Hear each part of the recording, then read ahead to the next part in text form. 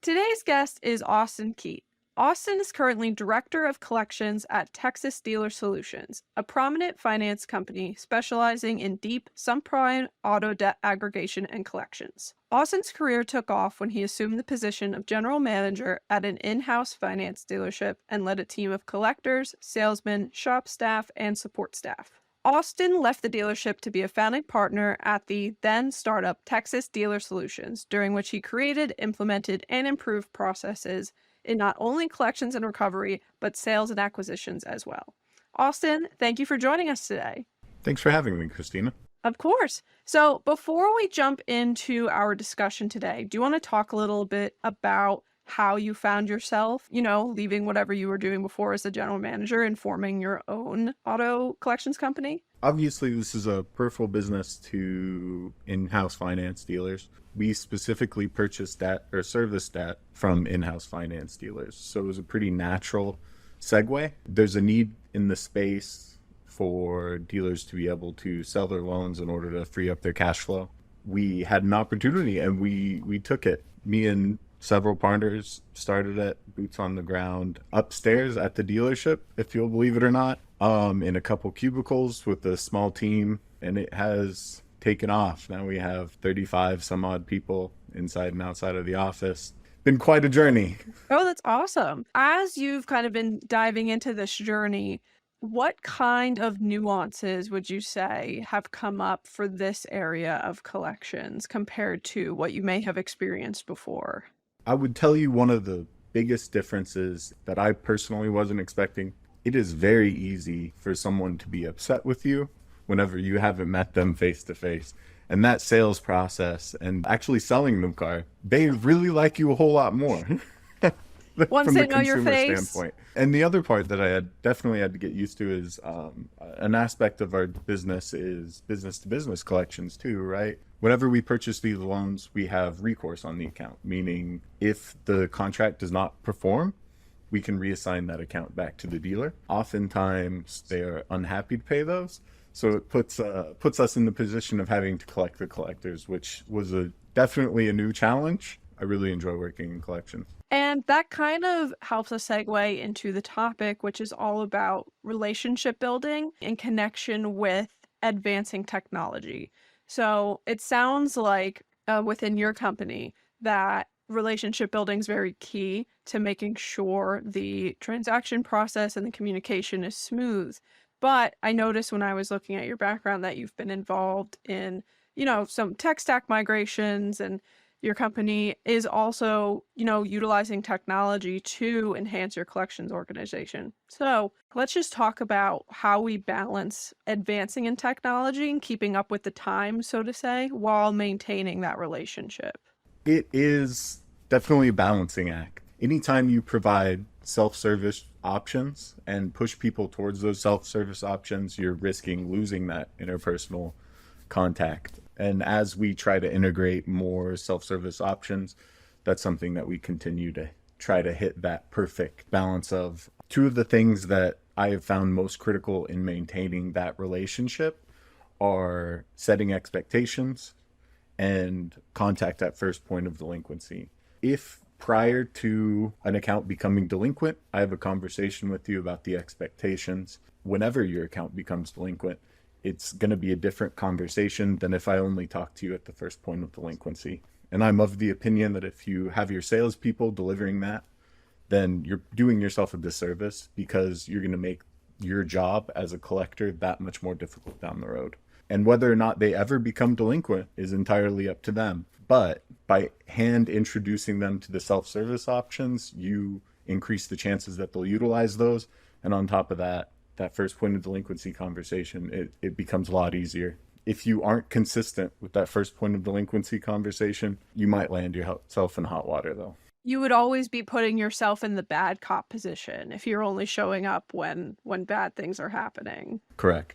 That has been a personal journey of mine is trying to figure out how to not be the Grim Reaper, but how to work hand in hand with our sales so we can keep people happy and keep people with us. The self-serve options are certainly needed, right? Because some people can manage it on their own, but a lot of the discussion nowadays is almost omitting the humanization part, which is what us at C&R Software are very big about, like humanization and making sure you build that relationship and have kind of connections with people when it's needed will go a long way. And then it puts them in a position to use the self-service technology that your company is investing in. Absolutely. They need to have the option to self-serve in front of them, but they also need the option to speak to somebody with some empathy who can understand and relate to their situation. Do you use the relationship building to help identify early delinquency, or is that more so data driven? And then you come in with the relationship points. It helps you have that conversation, but I'm a firm believer that even if you know somebody's pattern, you still need to have that conversation. Even if they know you to the point that all they have to do is pick up the phone and say, "Hey, I'm going to pay in 14 days. You know how it is. That's how our billing department works." I say, "Great.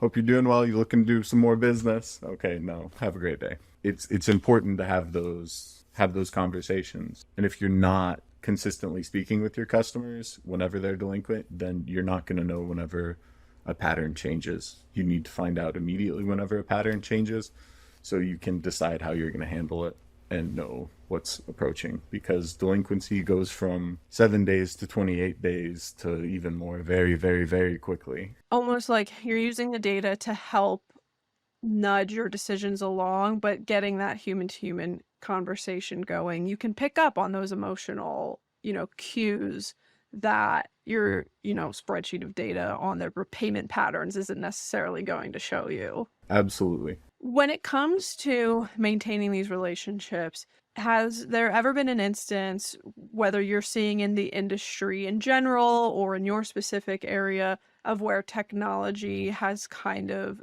been counterintuitive towards getting to your goal of repayment? Yes, definitely. Specifically coming from the in-house finance dealership background, you would be amazed how much of the software they have is almost an antique at this point. And unfortunately for small scale dealers, it's really difficult and really expensive to move up to bigger software. So that's definitely a pain point for smaller dealers and has been a pain point in my past. We're fortunate enough to have moved to shiny new software that is pretty high end, and I really enjoy using it, and we're able to utilize that automation like you're saying. That's great. And I appreciate you humoring my question because I know that might sound weird of like, what do you mean technology can hinder? But you make a good point to say, like, if you have technology just to have it and you don't necessarily have technology that's actually going to benefit you, then it can be more of a hindrance. Like if you're stuck on a legacy software that really can only do maybe 10% of what you need it to do and the rest of your team is scrambling to do a lot of manual work, then it's not going to help make your day-to-day any easier. Absolutely. Every time you're using a workaround, you're costing somebody time somewhere. And even though you may not see it, it's costing somebody that time.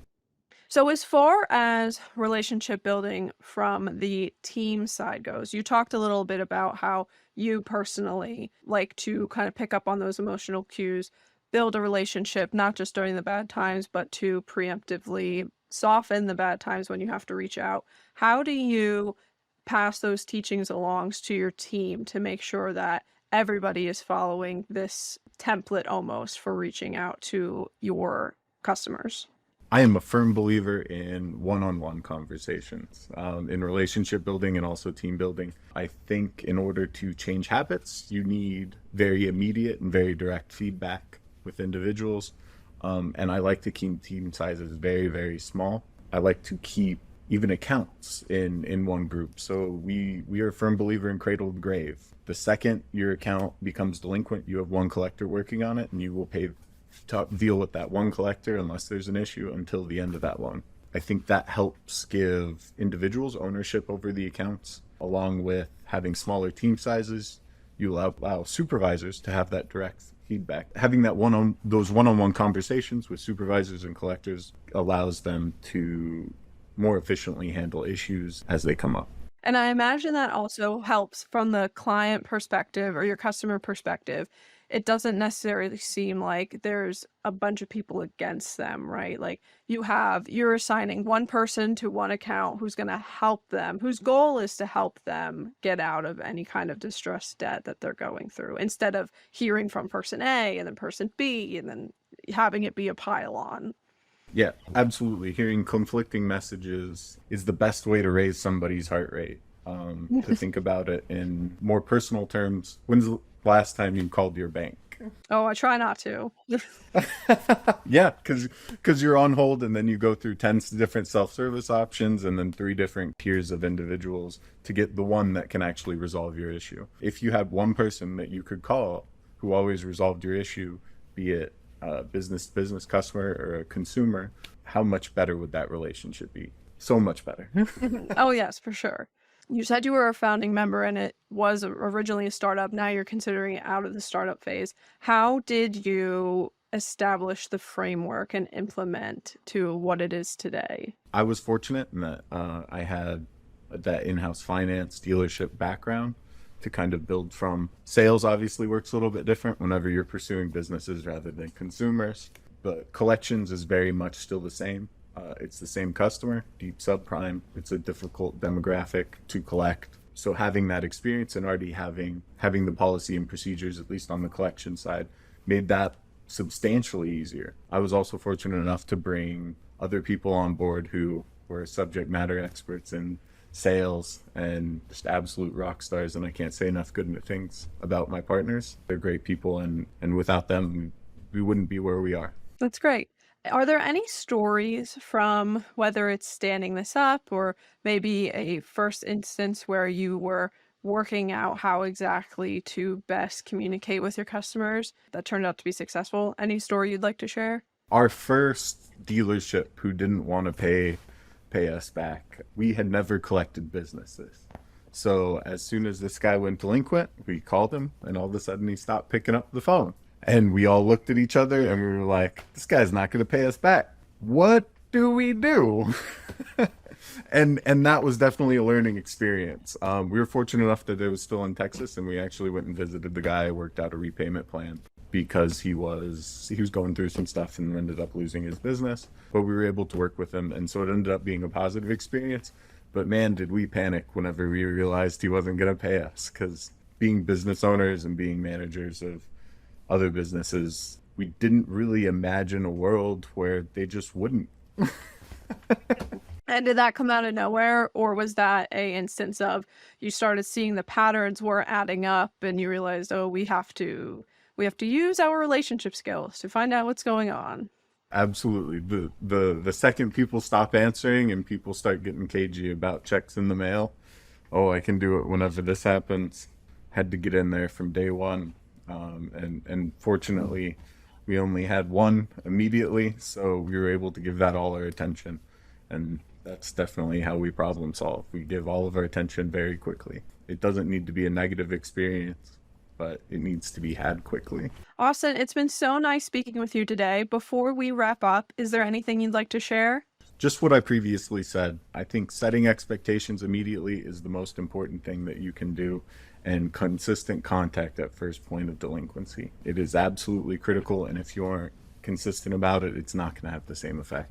Great. Austin, thanks again so much for joining us here on Collecting Thoughts. Thank you so much for your time, Christina.